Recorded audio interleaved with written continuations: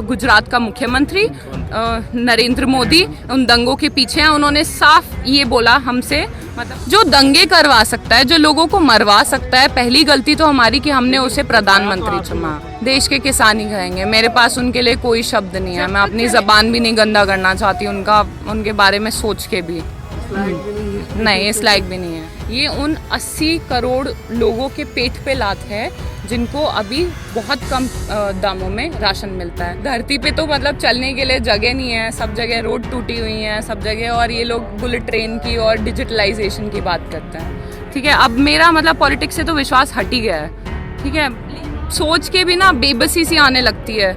या तो एक मतलब वही वाला सोल्यूशन निकलता है, या करो या मरो। पहले फ्री में सिम बांटे, उसके बाद अब मेरे ख्याल से एयरटेल और आइडिया वोडाफोन कोलैबोरेशन में है, उसके अलावा कोई भी नेटवर्क नहीं चल रहा है। BSNL खत्म। जस्टिस लोया की जब डेथ हुई थी, अमित शाह पे उन पे फर्जी एनकाउंटर का केस चल रहा था। घर में आप एक बहू भी लाते हो तो उसे बरत के पता चलता है कि बहू कैसी निकलेगी। आप 10 मिनट में कुछ नहीं देख सकते। जब आ गए अब आ गए, अब किस तरीके से आ गए ये आप भी जानते हैं, मैं भी जानती हूँ। तो मेरी आंखों में पानी आ गया था जब जो हमारे देश के सबसे टॉप मोस्ट जजेस हैं, 3-4 जजेस ने आके मेरे ख्याल से वो इंटरव्यू दिया था, और तब हमने उनकी बात नहीं मानी थी। हाँ जी, हम सब मेरठ से ही हैं। मेरठ से ही आए हैं। तो मोदी जी जो कह रहे हैं कि कानून जो है बेहतर है, उनकी बात पर भरोसा क्यों नहीं होता है? क्योंकि नहीं है। As simple as that. क्योंकि नहीं है। मैं भी वो कानून पढ़ चुकी हूँ। मैंने अभी ये बात उनको भी बोली कि ये देश को कैपिटलाइज पूंजीवाद करने वाले कानून हैं, और हमारे देश में जिसमें 80% से जनता गरीबी रेखा के नीचे है, उसमें पूंजीवादी सरकार या पूंजीवादी आइडियोलॉजी बिल्कुल भी सस्टेन नहीं कर सकती है। ये उन 80 करोड़ लोगों के पेट पे लात है जिनको अभी बहुत कम दामों में राशन मिलता है। ये 70% से ज़्यादा जो मतलब हमारा जो देश है वो कृषि प्रधान देश है। तो ये उन 70% से ज़्यादा लोगों के पेट पे लात है। कह रहे हैं कि डिजिटलाइजेशन हो जाएगा, किसानों को स्मार्ट बनाना चाह रहे हैं, उनकी आय दुगनी करना चाह रहे हैं। पहले तो बेसिक चीज़ जैसे कि विमेन सेफ्टी, जैसे कि क्लीनलीनेस, जैसे कि पहले बेसिक चीजों पे ही काम करवा लो। बुलेट ट्रेन बाद में बनवा लेना। धरती पे तो मतलब चलने के लिए जगह नहीं है, सब जगह रोड टूटी हुई हैं सब जगह, और ये लोग बुलेट ट्रेन की और डिजिटलाइजेशन की बात करते हैं कि क्या मतलब जितने भी ये किसान हैं क्या उनके पास डिजिटल फोन्स होंगे? क्या ये जो जितने भी पीजेंट्स बैठे हैं, मतलब हर किसी के पास ज़्यादा ज़मीन नहीं है। मोस्टली किसान वो है, 90% किसान के पास 2 एकड़ से भी कम ज़मीन है। तो क्या ये उनको डिजिटलाइज कर पाएंगे? डिजिटलाइजेशन अभी नोटबंदी हुई थी, GST हुई थी, अभी तक उसका खामियाजा हमारी इकोनॉमी भुगत रही है। तो पहले उनके मतलब उस वाले इशू को सुलझा लें, डिजिटलाइज बाद में कर लेना। कह रहे हैं किसान समझ नहीं रहे कानून, उनको समझ नहीं आ तो रहा। आप समझाइए ना, आप आके समझाइए ना, हम समझने के लिए तैयार हैं। किसान वार्ता करने के लिए तैयार हैं। क्यों प्राइम मिनिस्टर मोदी ने अब तक आज तक 6 साल के अंदर एक भी प्रेस कॉन्फ्रेंस अटेंड नहीं करी? सिर्फ करी है तो उनसे क्या सवाल पूछे जाते हैं? अक्षय कुमार के इंटरव्यू में वो जाते हैं, जी न्यूज़ के वो इंटरव्यू में जाते हैं, अर्नब के, और क्या पूछा जाता है? आप वॉलेट कौन सा रखते हो? ये एक प्रधानमंत्री से पूछे जाने वाले सवाल हैं। वहीं आप डॉक्टर मनमोहन सिंह की इंटरव्यू क्लिप्स पूछिए, उनसे कितने डिफिकल्ट, उनसे कितने मुद्दे पे सवाल किए जाते थे, और वो हर एक प्रेस कॉन्फ्रेंस अटेंड करते थे। मुझे कहीं ना कहीं ये लगता है, मैं कांग्रेस समर्थक हूँ, ना मैं भाजपा समर्थक हूँ। ठीक है, अब मेरा मतलब पॉलिटिक्स से तो विश्वास हट ही गया है। ठीक है, लेकिन कम से कम doctor Manmohan Singh, I think अगर जो वो अभी देश के प्रधानमंत्री होते तो कहीं ना कहीं अच्छा, इससे एक बात याद आई। अभी चौधरी महेंद्र सिंह टिकैत के साथ उन्होंने एक वार्ता करी थी। जब कुछ ऐसा हुआ था नेचुरल कैलामिटी की वजह से या फिर कुछ फिजिकल रीजंस की वजह से कि इंडिया को बाहर से अनाज इंपोर्ट करना पड़ता था, तो उन्होंने इस चीज़ का हल निकालने के लिए सब किसान संगठनों की बैठक बुलाई, और उसका ऐसा पुख्ता हल निकाला कि आज तक हमारी जो ग्रेनरीज हैं, जो गोडाउन हैं, वो सब अनाज से भरे रहते हैं। उसके बाद से कभी हमको बाहर से इंपोर्ट करने की ज़रूरत नहीं पड़ी अनाज को। तो कुछ ऐसे मतलब सॉल्यूशंस निकालने की ज़रूरत है। और ये 3 बिल तो मतलब इन पे तो कोई बात मेरे ख्याल से आगे बढ़ ही नहीं जाएगी। एक सिंपल सा कॉज जिस है। तरह से सदन में राज्यसभा में प्रधानमंत्री जी ने बोला है, उससे नहीं लग रहा है कि कानून वापस लेने के मूड में है सरकार कानून वापस इस वजह से भी नहीं ले सकती क्योंकि उसका बहुत बड़ा कर्ज है अडानी और अंबानी पे। उनके मतलब कानून आने से पहले उनके गोडाउन्स बनने शुरू हो जाते हैं। कानून आने से पहले वो फ्यूचर ग्रुप के ओनर हो जाते हैं, जिसका फ्यूचर ग्रुप का बिग बाजार वो है। तो मतलब एक तरीके से फिर तो उनकी मोनोपोली हो जाएगी मार्केट में, जैसे जियो के साथ हुआ।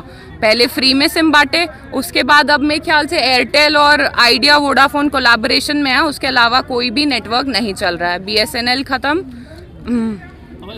तो MSP पे कोई लिखित गारंटी दी उन्होंने?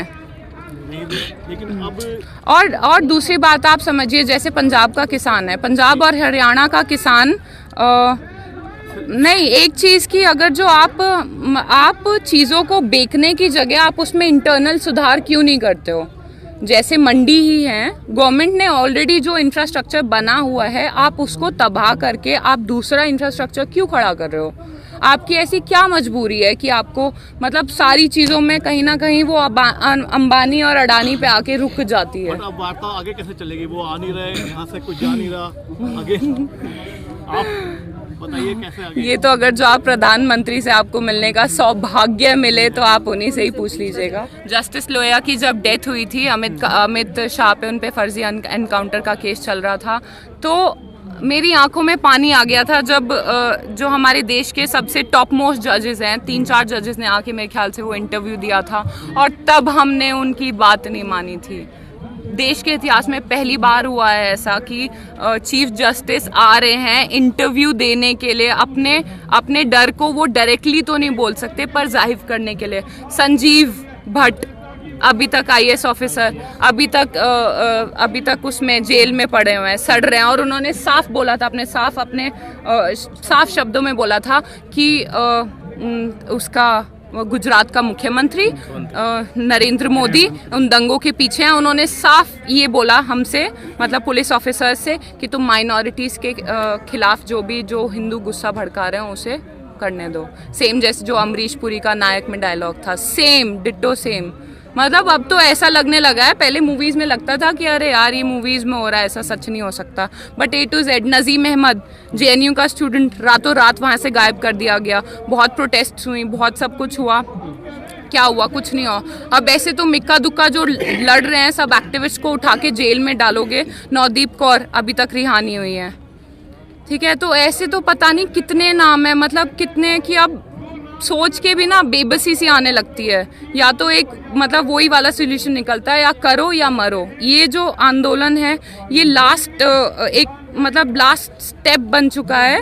या तो इससे डेमोक्रेसी बाहर निकलेगी या इससे डिक्टेटरशिप बाहर निकलेगी, बीच में ये आंदोलन ही खड़ा हुआ है। कह रहे थे ये जो आंदोलन जीवी है, परजीवी है, नई बिरादर उन्होंने इजाद कर दी है। हाँ, नई जात है। हम भगत सिंह का खून हम सब में है, क्योंकि उन्होंने हर किसी के लिए ये सपना देखा था। उन्होंने आने वाले भारत के लिए सपना देखा था, और आने वाले भारत का चेहरा हम सब हैं। तो भगत सिंह भी आंदोलन जीवी, महात्मा गांधी भी आंदोलन जीवी, चंद्रशेखर आज़ाद भी आंदोलन जीवी, गुरुदेव, सहदेव, सब आंदोलन जीवी। We are proud to be आंदोलन जीवी। कंगना रनौत कहती हैं कि इन्हें किसान क्यों कह रहे हो, ये तो आतंकवादी है। उसकी तो बातों पे तो रिएक्ट ही करना बिल्कुल। क्यों कह रहे हो आप? इंसान को इंसान कहना बंद कर दोगे? वो कुछ दिनों बाद कहेंगी इंसान को इंसान क्यों कह रहे हो, जानवर कहना शुरू कर दोगे, इंसान कहना बंद कर दोगे। उन्होंने किस अवस्था में किसी के कुछ कहने से फर्क थोड़ी पड़ता है, फर्क पड़ता है हमारे मानने ना मानने से।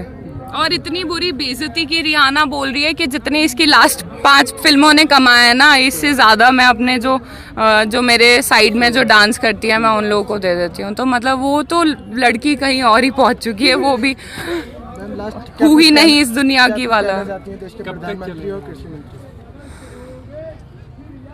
देश के किसान ही कहेंगे, मेरे पास उनके लिए कोई शब्द नहीं है। मैं अपनी ज़बान भी नहीं गंदा करना चाहती उनके बारे में सोच के भी। इस लायक भी नहीं है। नहीं, इस लायक भी नहीं है। जो दंगे करवा सकता है, जो लोगों को मरवा सकता है, पहली गलती तो हमारी कि हमने उसे प्रधानमंत्री चुना। हमने कैसे भटकाया? देश की जनता ने हमें पूर्ण बहुमत दिया है। हाँ एग्जैक्टली वही तो उसी का तो भुगतान दे रही है जनता। वाली जनता झूठे वादों में आ गई। अब क्या करें, भारत की तो पता चलता है इंसान कैसा है। घर में आप एक बहू भी लाते हो तो उसे भारत के पता चलता है कि बहू कैसी निकलेगी। आप 10 मिनट में कुछ नहीं देख सकते। अच्छा ऐसा है, जब आ गए, अब किस तरीके से आ गए ये आप भी जानते हैं, मैं भी जानती हूँ। ईवीएम एक और वजह है क्यों ये जो सरकार है ये बिल वापस नहीं ले रही है, क्योंकि इतने बिल इन लोगों ने पास किए हैं। अगर ये बिल इन्होंने वापस ले लिए तो सारी दुनिया जनता सड़कों पे आ जाएगी अपने अपने बिल वापस करवाने के लिए, मुस्लिमों के लिए, स्टूडेंट्स के लिए, टीचर्स के लिए।